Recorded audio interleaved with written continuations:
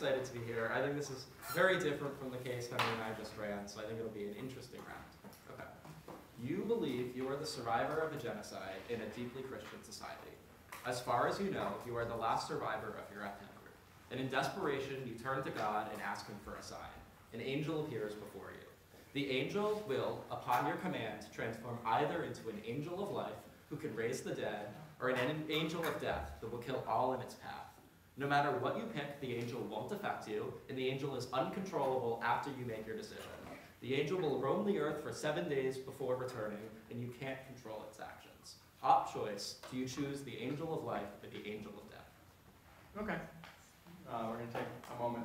I assume talking amongst yourselves is also time? That would be untimed, I guess. We're starting time. All right. Okay, cool. It's a new rule for all people watching on posterity. So, can you just go over exactly what the angels will do again? Yep, so the angel of life will revive all of those who have been recently dead, bring them back to life, and the angel of death will just kill anyone it contacts. Okay. And you are a Christian? Yep. Okay. Cool. Just a survivor of a genocide in some Christian society. Mm-hmm. Okay. Just want to represent killing everyone. I don't know.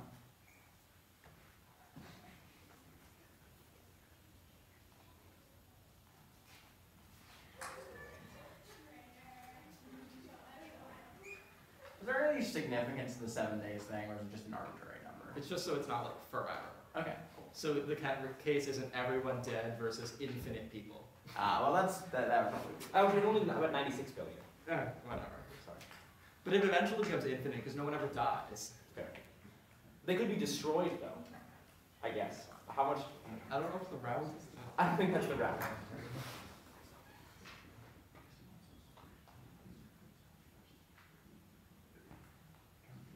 What a trap.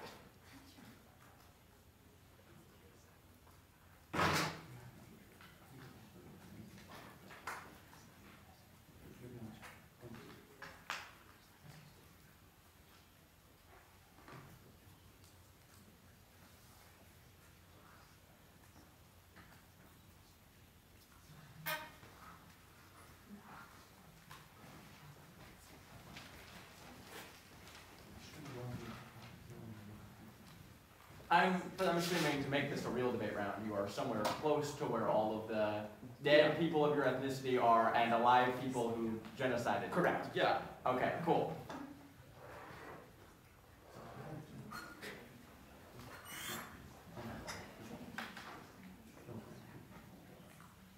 All right. I think to the surprise of no one, we're going to pick the angel of life. Sorry, I really wanted the right side.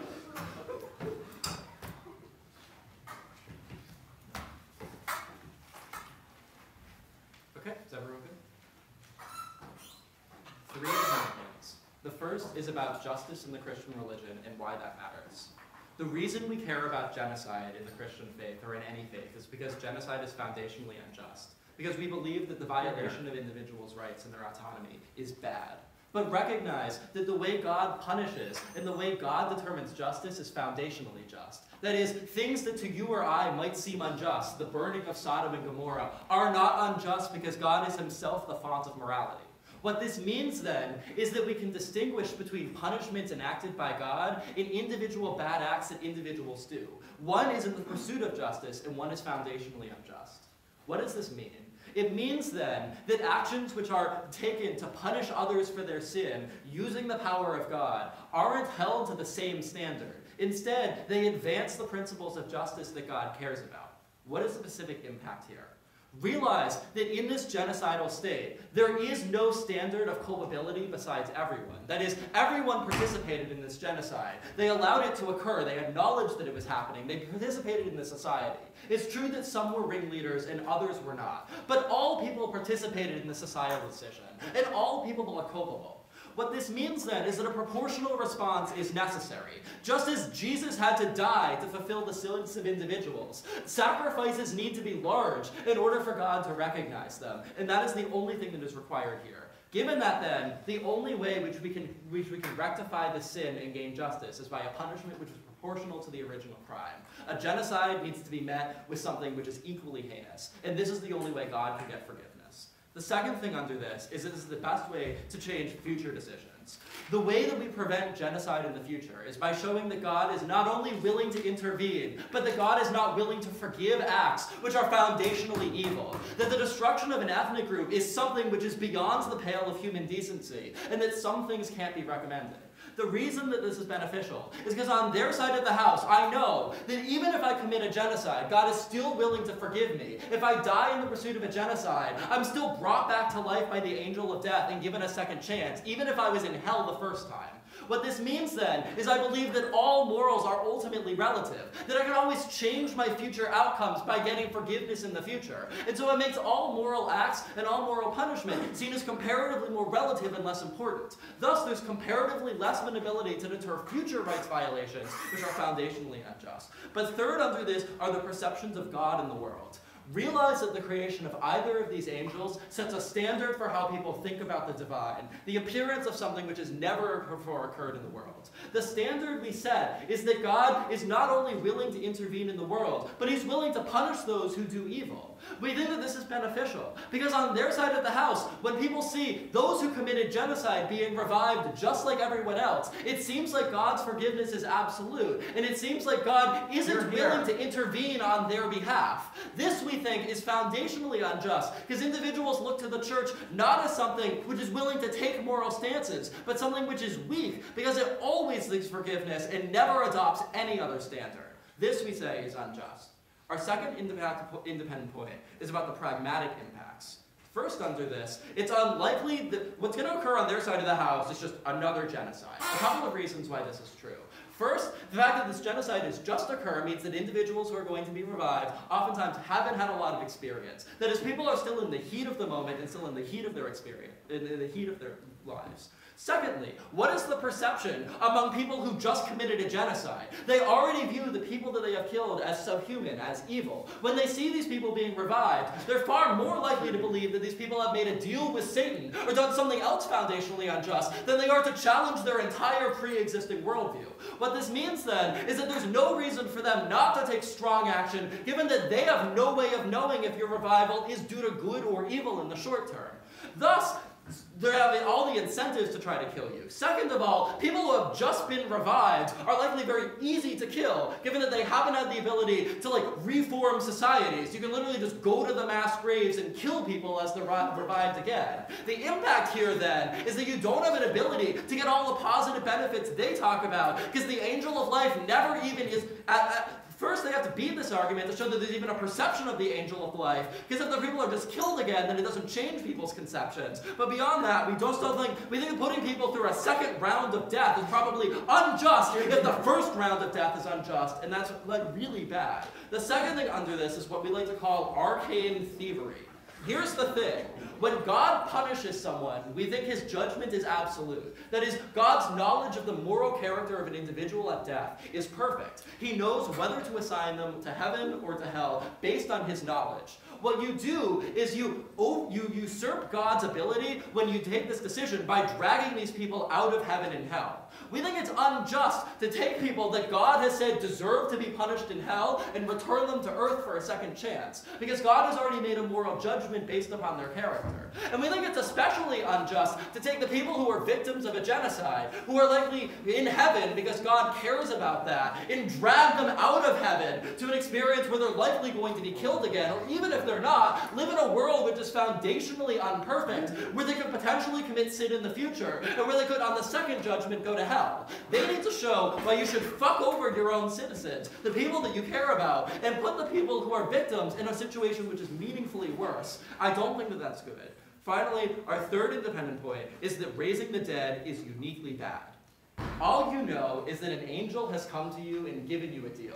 Thus, you don't know directly whether this angel actually represents God, or if this angel is just Satan masquerading as God. However, you can make comparisons. If you summon the angel of death, you know that what God is enacting is something difficult. That is, he's enacting something which is painful. In contrast, the ability to revive your friends and family, which you care about so deeply, is something which is tempting to you.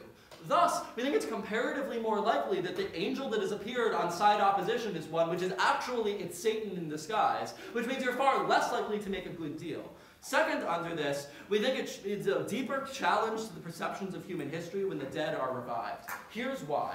We think that on our side of the house, it confirms pre-existing notions in the Bible that God is willing to intervene in the world and punish those who have done wrong. But never before has there been a mass rising of people from the dead. The reason that this is bad is because it strips the faith from the Christian religion itself. No longer do people believe in Christianity because they have faith in God and faith in Jesus. They do so for the same reason we believe in gravity, because there is some empirical knowledge from others that have attested that this is true. The reason that this is bad is because faith is necessary for salvation. That is, the ability to worship God, even though we don't know exactly what God has done, is what allows God to forgive us and what allows God to recommend us. And when you strip away that faith, it is foundationally unjust. For these reasons, proud to we thank the Prime Minister and now call up the Leader of Opposition. Hear, hear.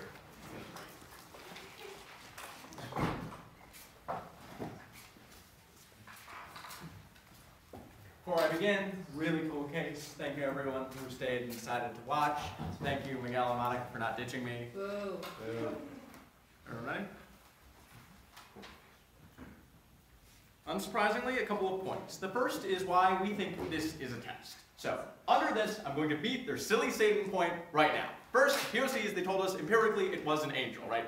But even if you thought this was it could be like a rogue angel, number one, you have absolutely no evidence of this, right? It is probabilistically the case that it is not a rogue angel, given that no angels have ever fallen since the fall of Satan, which happened at the dawn of time, so technically an eternity has passed since the last angel has fallen. Two, if it was Satan, he'd probably offer you a better deal. He probably would give you, he probably wouldn't say, I'll raise everyone equally, he'll probably say, I'll raise everyone, and also throw some extra sweet shit on top of that. Why would he give you the choice? If it is Satan, clearly both choices are bad, right? They chose the other choice. If it's Satan, we're fucked either way. He's not going to be like, ha ha ha, I'm going to trick them into taking the bad choice, but secretly I'm also going to offer them a good choice that will give them salvation. Why the fuck would Satan do that? If he's Satan, he would most likely offer you two shitty choices, right? If it's Satan, we're both fucked on either side of the house because either we've done a thing that Satan wants us to do, or we've killed a bunch of people with Satan. Both of those are probably sins. I think in this round we have to reasonably assume that this guy does represent God. These arguments are silly. So why is this absolutely a test? What is the foundational principle of all of Jesus' teachings?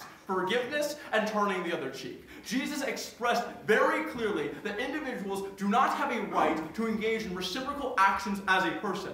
They are right to point out God's justice is absolute, but God is not making the choice here. You are. This is akin to finding an AK-47 on the ground. God may have put it there, but you're making the choice of whether or not to fire it. This is just like a really big AK-47 that's going to kill a lot of people instead of some of them. But the actual principle, as funny as that is true. There is no choice being made here besides yours. You're making the choice between raising people, forgiving them, giving them another chance. Jesus healed the sick, he healed the lepers, and gave them another chance at life. Or killing people, taking away that life, which is one, shown to be a meaningful sacrifice. Like when Jesus died on the cross, it wasn't a happy moment, guys. But death is a bad thing. That's why killing people is a sin. It's like one of the first sins, right? Killing people is intrinsically a sin. You are making the choice to kill people. That is a sin. You are going to hell. That's probably the end of the round, because that's infinite disutility for you, and you probably don't want that.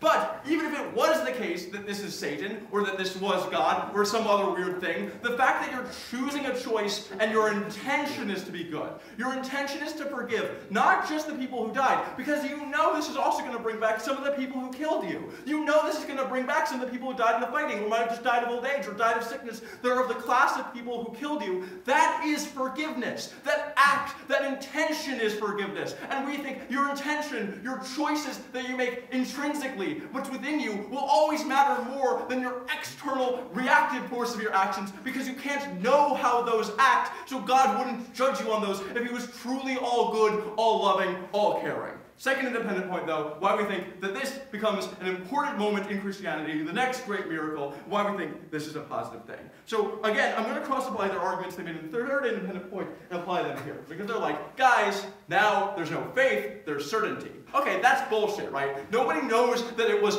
the Christian God who did this. There's still going to be serious debate. Hell, they contradicted this in their own point when they said they thought that Satan was the one who did this. So there still needs to be a level of faith that people have to accept that it was God who is this great. Remember, miracles have happened before. You believe Jesus literally walked on water, healed the sick with a touch, fed an army of 1,000 people with one piece of bread and a fish, and rose from the fucking dead. Clearly, miracles aren't the problem here. The concern is whether or not people believe God is causing those miracles. That is still a meaningful application of faith people can have. So why is it good to allow this miracle to occur? We think there was a reason Jesus performed these miracles. Because we think even Jesus understood that you can't just tell people there's a God and that it's enough to convince them. You have to give them something. You have to show them something. A taste of that power, that goodness, that kindness, that forgiveness. This is the next miracle. All people are forgiven. Those who died unjustly can rise, but even those who died and in the actions of injustice get a second chance, get to do better with their lives, get to live their lives better. And maybe they don't. Maybe they just kill you all again. But at least you showed you were better than them. You showed you were willing to give them a second chance. You showed you were willing to give them a chance at redemption, which is something they don't get to do.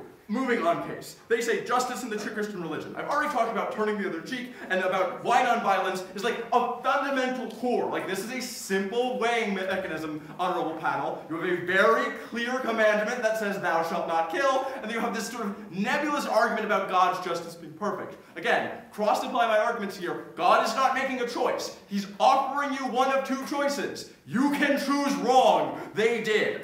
Okay, here's the next thing they say. Everybody participated, therefore everyone could die. That's probably not true. There might be other ethnic minorities here. There are probably some babies or old people that weren't involved. There's probably a lot of people who did nothing. They say, they're all fucking complicit. Okay, so in order to buy this argument as true, you have to buy that by not throwing my life away and trying to stop a genocide, which any one individual person would have most likely failed. Like newsflash, if you were just a random dude in Germany, you weren't stopping the Holocaust no matter how hard you tried. No matter what you did, even if you were a virtuous person in all other aspects of your life, hell, even if you subverted the genocide and you tried to help people and you tried to save people, or at the very least you did whatever you could to live your life good within the context of society, fuck you, you deserve to die. Like, what is this standard? Clearly, this is not okay for you as a human to choose, but you disagree. Given that God killed everyone in Sodom and Gomorrah, even the elderly and the children, how is it that that was acceptable and he believed those people were responsible, but in this case they're not? So that's because God did it. If he thought that was true again, he would just do it again. He wouldn't give you the choice. Again, this is really straightforward. They themselves pointed out in their own case that things are only just, like definitionally just when God does them. He's not doing it here. You are, right? Like, this is silly. Then they talk about deterrence. Okay. Number one, and I'm going to combine this with their arguments they made about people will think the devil did this. Number one, is like the angel invisible? Can no one see it? Can no one talk to this angel? Like, does he just not talk to people? I don't think this is true. Two, I don't think they would believe it's Satan bringing them back from the dead. Satan's never shown to have that power in any Christian teachings. Only God is shown to have that power. Number three, people of their ethnicity are being brought as well. So in order to buy into the fact that this is Satan, they have to believe that Satan is also charitable enough to bring back people of their religion, of their faith, of their ethnicity, and that's completely incongruous because that means they're branding their own ethnicity with the mark of Satan. Like, why would they do this? So clearly, deterrence is a concern because at the point where they accept that it is God who is bringing people back from death, which at least half of them will believe, if not more, right? Then it is the case that they will accept the fact that you are somehow been chosen by God, and you are somehow being forgiven by God to be brought back to life. I think if I'm a person who is Christian, living within a Christian society, and God brought someone back to life, my first thought wouldn't be, fuck him, I'm going to kill him again, right? Then I'd be explicitly going against God. That seems like a one-way action to hell. Then they talk about God's knowledge is being absolute, and you're usurping God because you're taking people out of heaven. Okay, so one, if God's knowledge is absolute, he knows you would have made this choice anyway and went through it anyway. So clearly it is the case that he's fine with it. But even if this wasn't true, one, it is between two alternatives. Because here's the distinction here. You are taking an action you know is principally unjust. Killing people is never okay, even if it sends them to heaven. Even if you can't kill a baby in the Christian faith, even though that baby hasn't sinned yet, and therefore will go to heaven. That is not allowed. Same thing here. And there's nothing in the Christian faith about reviving people, because obviously that's not a thing. Then they talked about angel being Satan. I already beat that. Very proud to oppose. We take the leader about 2 minutes on the member of government. Here, here.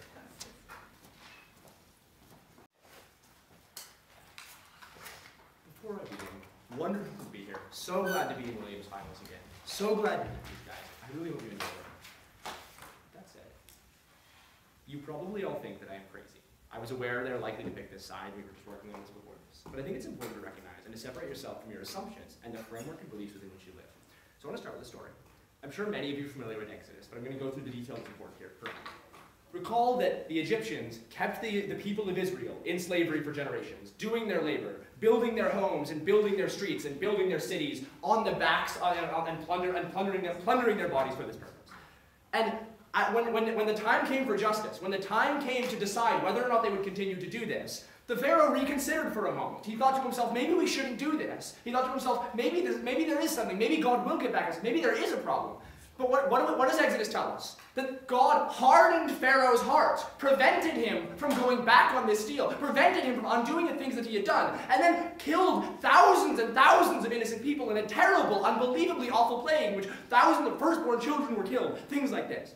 What is the lesson here? The lesson here is that, and the lesson additionally in the very miracle of Jesus who had to die to undo human sin, literally the death of the Son of God himself. The message is, yes, there is forgiveness. But the forgiveness that they are so important to them, that their entire case rests upon, can only be created by a price in blood. And critically, the story of Pharaoh demonstrates that an individual's action, an individual's willingness to forgive, an individual's willingness to undo, an individual's willingness to reconcile cannot remove the obligation for proportional justice. I am sorry you think this is heinous. I certainly do too. But that does not change the fact that this is what you believe, and this is who you are. Proportional justice is God's law. Proportional justice is your foundation. And I think secondarily, it's important to recognize that on either side of the house, this is an action of God. They themselves tell you, this is why it is just to do this in a very different way than it otherwise would be. They're like, no, it's a choice, therefore it is your action.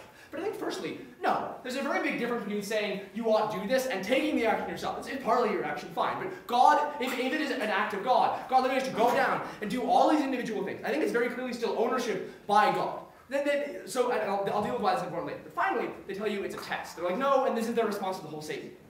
Yeah, if it's a test, recall a previous test. A man by the name of Job was offered, literally had all sorts of shitty things taken away based on a bet between God and Satan. The fact that there is an angel doesn't guarantee it is from God. But furthermore, if it's a test, the test is definitely do the thing that is in line with what God has done before. Do the thing that is in line with what ought to be done. You fail the test when you take the tempting option. We know this because whenever temptations are offered, and you take the temptation, you fail. Jesus was offered temptations. He managed not to take them. This is the kind of thing that we learn. So, subsequently, beyond all of this stuff, so the first thing they say after that is, they give the example of turning the other cheek. Note that this is their only warrant for where nonviolence comes to Christianity. The problem is, first of all, there have been plenty of violent Christian societies. Now, often people like to present this as people just aren't good enough for Christianity. Everyone's hypocritical. I'm sorry, this is false. Christianity is firstly a literally thanatophilic faith that worships the death of a man to pay for all of their sins. Gee, it sure sounds like people are okay with death accomplishing certain ends in Christianity. But secondarily, this is a religion that has all sorts of other message. Being able to quote one part of one line that they're entirely misconstruing contextually, but I don't have enough time to go into because unfortunately this isn't a Bible study session. Well, not unfortunately, but it would be nice. But that said, is insufficient to demonstrate that Christianity has always had nonviolence. Rather, it says sometimes have violence. Literally, there are parts in Deuteronomy and Jeremiah where it says, yes, when you go to those Palestinian cities, make sure you kill all of them. You know how you might want to spare them? Don't do that. Sure. Okay, the one clearest piece of evidence for God how to live our lives was the testaments that you believe he wrote himself. One of those was thou shalt not kill. How do you reconcile breaking one of God's testaments? God said thou shalt not kill. 12 pages later, God said, make sure you kill all the Palestinians when you get into their cities. And that's what people actually did. This may seem like an inconsistency in you. Sorry, you have to look at all of the Bible, not the parts that we like in our happy, lovely, liberal world, which everybody gives a fuck about everybody else. I am sorry. That is not what you believe. And you just survived a goddamn genocide. This isn't a world in which you think you can happy-go-lucky forgive all of these people, bring things back from the dead, and undo all the things that happened. They completely misunderstand what you would believe, what you should believe, what you do believe. Then they say, I probably have some other arguments here. Oh yeah, there are other examples too. If you want to look at things like Abraham and Isaac, Abraham is literally about to brutally murder his own son. And it is always held up as an example of, make sure, isn't it great how Abraham was willing to do the thing that, oh yeah, wait, didn't he say thou shalt not kill?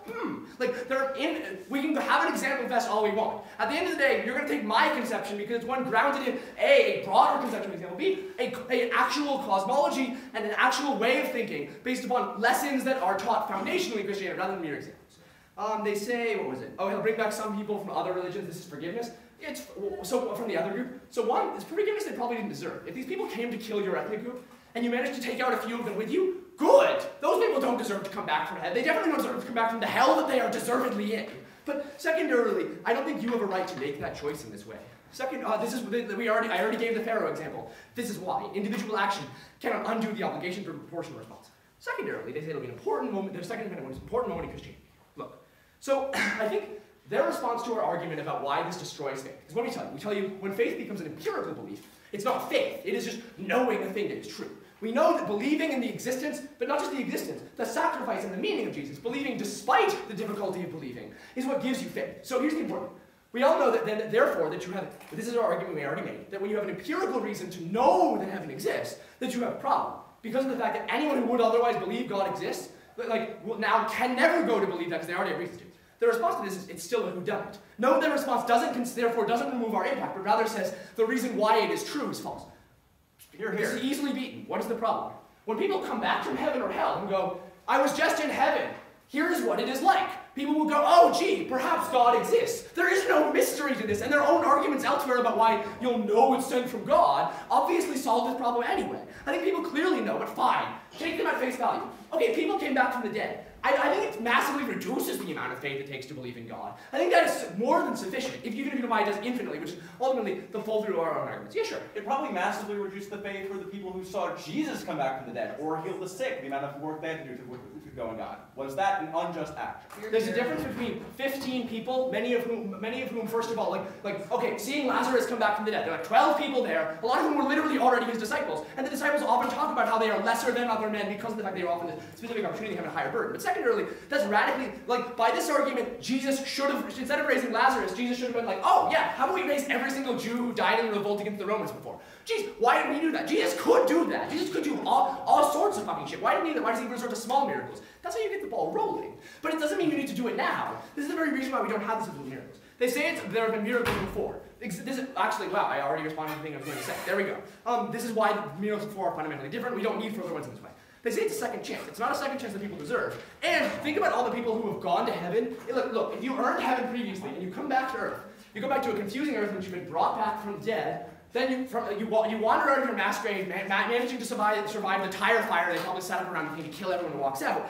Your life is shitty, you probably commit some sins, then you end up in hell. That is an infinite injustice. That sucks. They're going to have to defend that too. So fine, we get the side impacts of bringing back some people from the dead, I don't know, babies, old people, whatever. They also have to deal with this. These things at the very least cancel out, but we'd say it's an infinite cosmic injustice rather than a pragmatic one on their terms.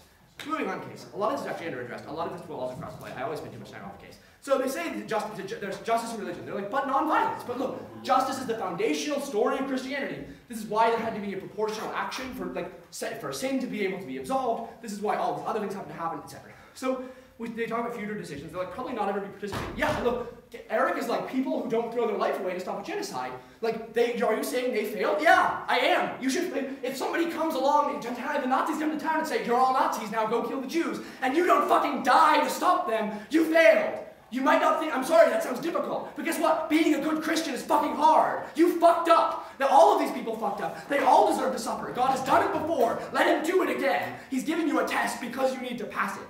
We talked to you about all this other stuff I dealt with elsewhere. For all these reasons. Proud of you. We thank the member of government. Now call upon the member proposition. Hear, hear.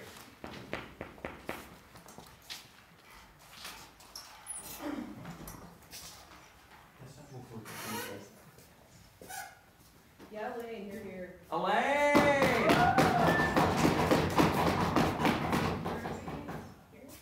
Yeah, okay.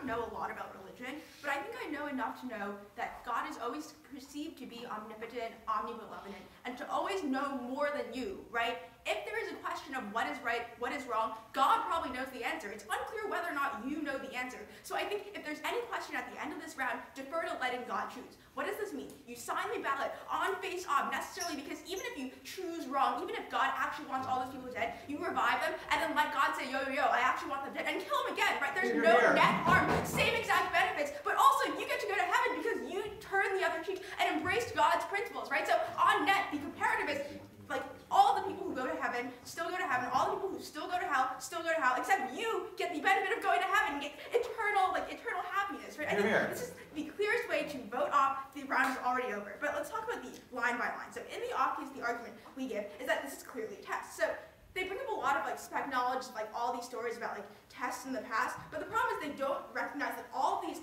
stories converge on the same basic idea that God made that choice, right? So we say in the commandments, God literally explicitly says, thou shalt not kill. They say, well in the Bible there's examples where people killed, right? So what, like we'll concede, we'll just amend this, right? So obviously in the commandments, maybe the commandments should say, thou shalt not kill until God tells you to kill. Did God tell you to kill in this case? I don't think so, right? I think clearly you are making the choice, not God. If God wanted this end to occur, he would have created the end. He clearly has the power to.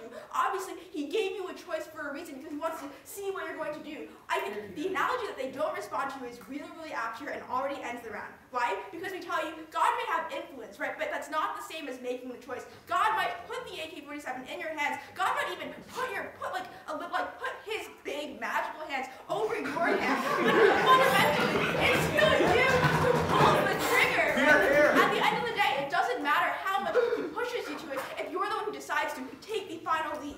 So I think the other argument basically here is that they just don't deserve forgiveness. So I feel like they assert this and basically appeal to your intuition that they did this really, really bad thing, therefore you should do another like really bad thing back. So I think in terms of proportional punishment, yes, punishment should be proportional, but proportionality doesn't mean do the same exact act but in reverse, right? I think proportionality can equally just mean in the same, like to the same degree, but not the same exact act. There can be other acts that are also of that degree. But also they say, well, you probably failed, but I don't think this like actually answers the warrant. There's probably a ton of people who were coerced into this genocide, right? So maybe there are people who didn't want the genocide to happen, but couldn't do anything to stop it. But like I think maybe, so I agree, maybe the morally correct thing to do is to actually like stand up and say, guys, don't do this. But I think it's probably morally neutral to like not do anything, right? I don't think morality is either good or bad. I think there's clearly a class of actions in the middle where it might be a good thing to do, but it isn't, like it's unclear that if you don't do the thing, it's like a bad thing. So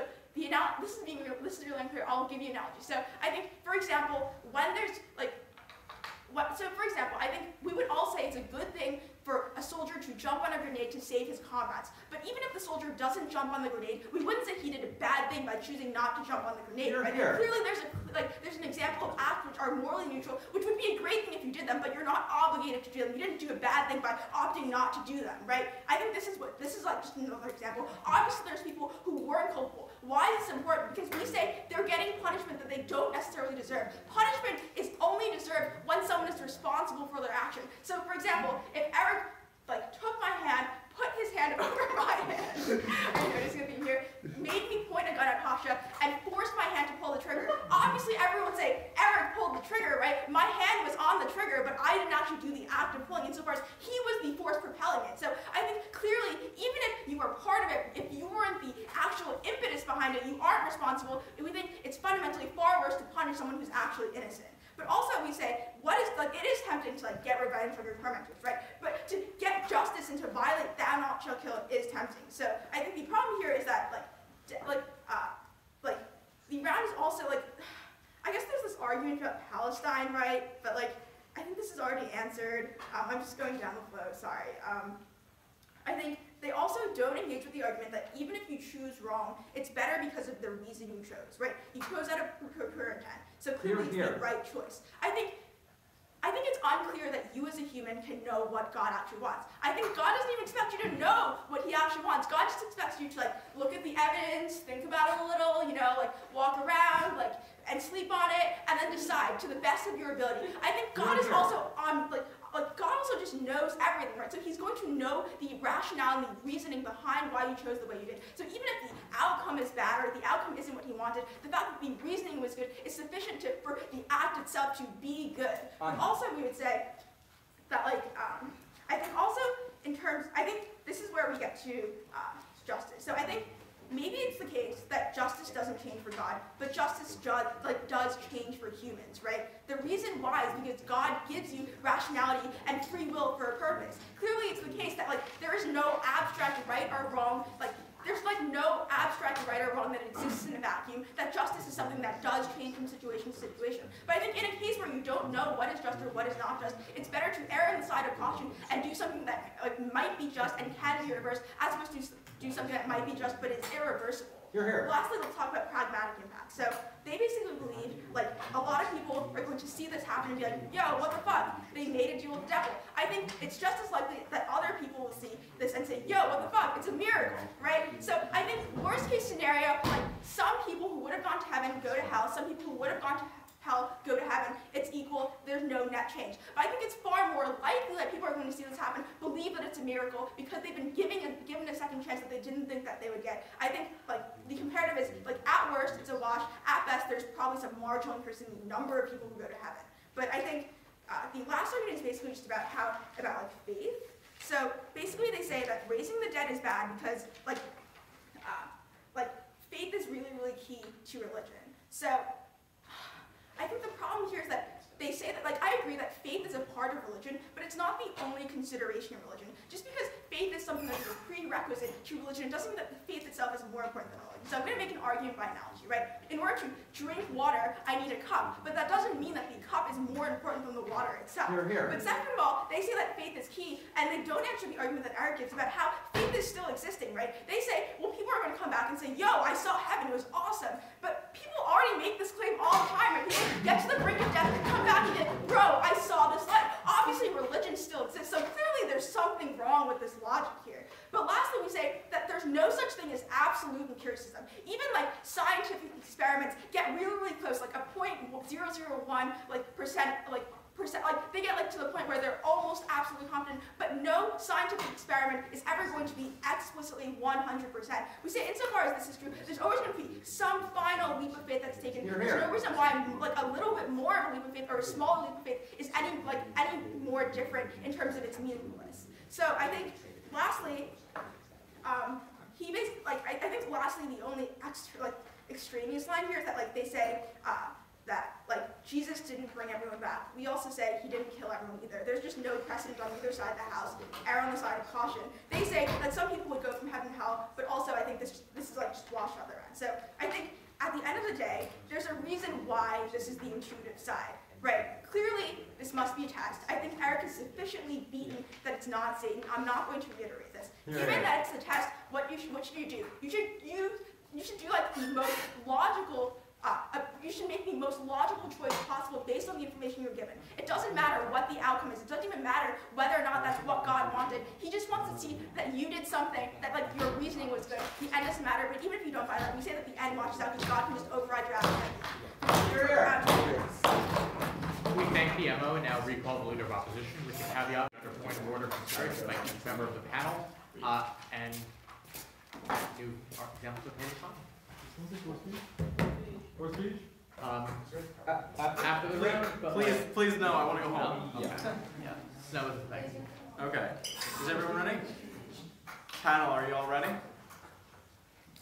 First, before I even get into the sort of questions of the round, the easiest way you can pick this up comes straight out of LSE and is expertly extended through Elaine's speech, which is the outcomes don't matter. No just God, no omnibenevolent God would ever care about outcomes because humans cannot reasonably be expected to predict the outcomes of their actions. What went unresponded to was it was the intent that mattered. And here is the key. On their side, they're making a choice that is tempting. They're making a choice to punish, to kill. Violence, as we know from the Bible, is a tempting and easy final solution to a problem. But what are you doing? You're making the harder choice, the choice Jesus made, the choice to forgive, to move above, to be the bigger man, to be the better man. That is a difficult choice, and you're making it out of love, and you're making it out of a desire to give people sort of this this forgiveness that Jesus gave them. That is the intent that will get you to heaven, and is clearly the choice God wants you to make. Okay, couple of things here. First, they have this question of who is making the choice, right? Because obviously we need to prove that it is God's choice versus your choice. And they give us a bunch of really kind of like spiky examples about times where God specifically said to kill people. Okay, so I'm not entirely sure if this is an argument being made, but I want to deal with it just in case. Although the word spec was said earlier, the argument that these are a bunch of examples are all spec, and therefore you shouldn't consider them if that's an argument being made. It's not an argument being made. Also, the arguments I'm about to say are arguments Elaine explicitly said were spec. Yeah, each member of the panel will take it under consideration. Okay. So they talked about like the Pharaoh's heart, and they talked about the Palestinians and all this thing. We're going through all of them. So first, with Sodom and Gomorrah and the Pharaoh's heart and all of those things, I think we both clearly explain the difference. God chose to kill Sodom and Gomorrah. God chose to harden the Pharaoh's heart. God made the choice in all of those situations. He's not making the choice now. I'm going to make somewhat perhaps like a weird statement if taken out of context. We're going to say the only person who gets to decide to kill babies is God, right? So then they talk about the Palestinians and Abraham, right?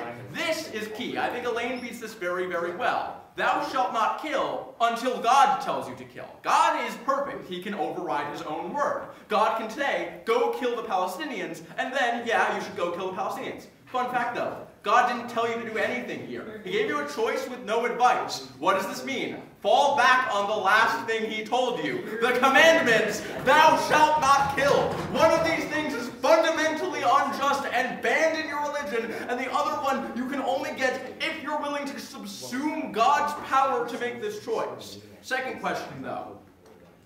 Whether or not this action is truly one that is going to have good outcomes. So I think we already proved outcomes aren't what matters the most within the context of this round, but I'm going to prove that it has good outcomes anyway. First, I think Elaine beat this wonderfully, where she points out that this action is easily reversible. So even if you picked wrong, you're not subsuming God's power, because he could just, if it was really that big of a deal, snap his fingers and instantly kill everyone, right? It's not that big of a deal, so err on the side of caution. Second, though, I think this action does actually have positive outcomes, and I think Elaine's argument here is really, really smart. Why do I have to have 12 units of faith versus 7 units of faith? Why is a difference of scale enough to keep me out of heaven when it's not clearly a difference of kind? Very clearly, some faith will still be required. But the key difference is this miracle will convince other people to forgive. What was the argument I said in LOC that went completely unresponded to? That when people see that their actions were met with God reviving people, then they're going to say, oh shit, I chose wrong. And they're going to repent. They're going to make up. They're going to give up on their sins. God clearly gave you the ability to give these people a second chance. Jesus gave people a second chance when he healed the lepers and gave them extended life. Some of them probably would have died that day and gone to hell. But because of his actions, they lived again and they went to heaven. Some of the people that Jesus brought back to life, Lazarus might have gone to hell. I don't know anything about Lazarus. I never actually read the Bible. But it is the case that by bringing him back and gave him a chance at redemption, clearly it is okay to do this if it is the case that some people have a chance at redemption. They say, well, some people will go from heaven to hell. Point of order. So the argument that because God has previously brought people back from a second chance, it is therefore not unjust to drag them out of heaven or hell, I think is a new.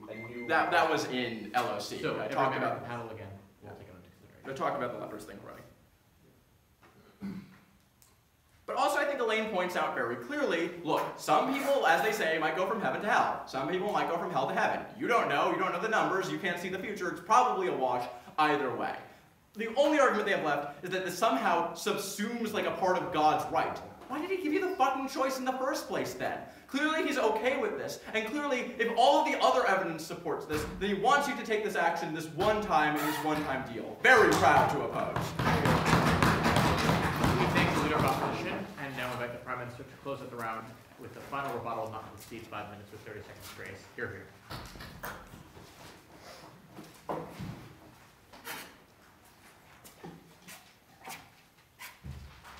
Is everyone good? Great. There's a couple of unique burdens that side opposition needed to meet to win the round, and I want to evaluate under 3 frameworks. The first is the question of whether or not summing the angel of death is just. Given that side opposition has conceded that God can enact punishment, if we're able to prove that this is an action that God is taking through you, then we win the round, given that they never meaningfully contest that it is just for God to kill the Palestinians, that it was just for God to kill Sodom and Gomorrah. In fact, they concede that and only attack it on the level of whether you are participating. There are a couple of unique reasons why we think we have proven that this is true. Any one of them is sufficient for us to thus win the round under this framework.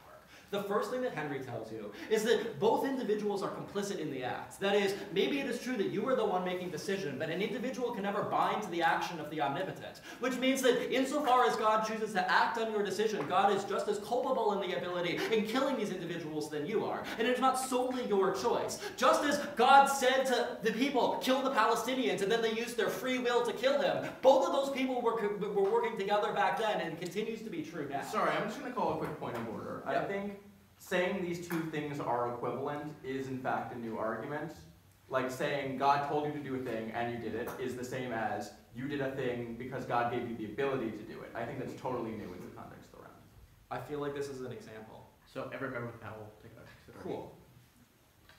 The second argument is where Elaine fucks up. Because Elaine says, God is omnipotent, God knows the future. The problem is that if God knows the future, then when he gave you the deal, if you choose death, he already knows that you were going to choose death. So he gave you the deal knowing that that's what you were going to do.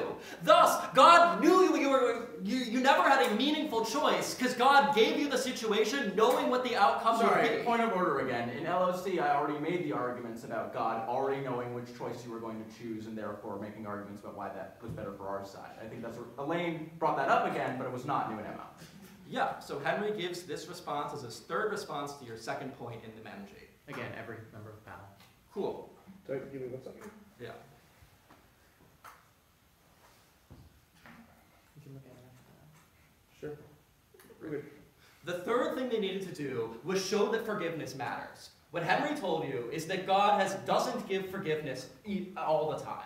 That is, when someone does something wrong, the church doesn't automatically forgive them. They require penance. They require people to suffer before they get forgiveness, which is why things like people who have got divorced never can get commune again, because the church feels that that is a sin which is too bad to deserve forgiveness. What they needed to show was that individuals who died have done any type of penance, that they have any right to this forgiveness. But we say that a lot of the people you're saving never went through that penance, never suffered. It might be true that it is debatable whether or not you can take this action.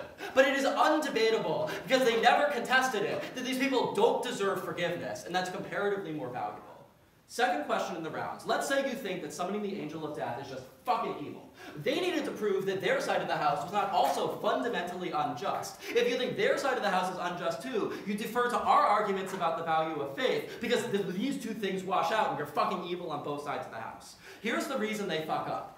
Elaine says, we don't exactly know what God wants. There are compelling things in the Bible for both of these arguments. What she does say is, we do know that God's judgment is absolute. Here's how we weigh these things. There is at worst a probabilistic harm when you make the decision that you're picking the wrong choice. But ripping someone out of heaven and reversing God's decision, when he sent them to hell, allowing them to go to heaven, is an absolute harm. If even just one person who previously got sent to hell gets sent to heaven the second time, then you have overturned something which everyone in the ground has agreed is an absolute decision. You have taken God's decision after death, which should be binding, which is based on his perfect knowledge, and changed it based on your individual action. That is more unjust than even their best case world of outside government. Because this is something which can never be overdone. Let's give them their best. Maybe it's a wash. Maybe it's true that very few people are saved. Maybe 6 people go to heaven and 6 people go to hell. We say that each one of these individual things is foundationally evil, because the one thing God can control is the decision about whether people go to heaven or hell, what happens in their afterlife, and this is far more fundamental than the decision about what happens in this world.